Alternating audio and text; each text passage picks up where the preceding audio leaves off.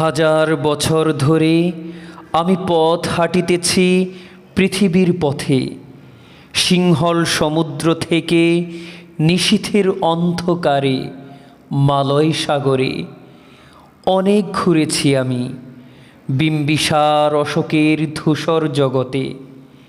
সেখানে ছিলাম আমি আরও দূর অন্ধকার বিদর্ভ নগরে। আমি ক্লান্ত প্রাণেক, চারিদিকে জীবনের সমুদ্র সফেন।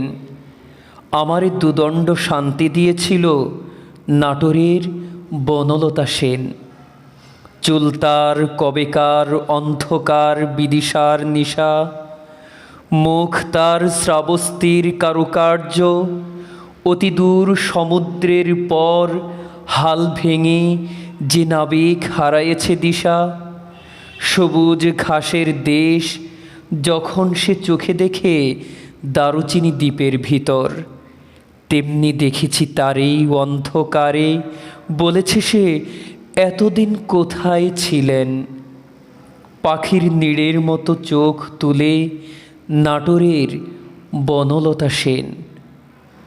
সমস্ত দিনের শেষে শিশিরের শব্দের মতন সন্ধ্যা আসে। ডানার রৌদ্রের গন্ধ মুছে ফেলে চিল। পৃথিবীর সব রং নিভে গেলে পাণ্ডুলিপি করে আয়োজন। তখন গল্পের তরে জোনাকির রঙে ঝিলমিল।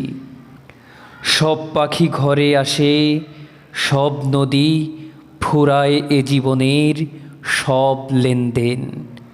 থাকে শুধু অন্ধকার মুখোমুখি বসিবার বনলতা সেন।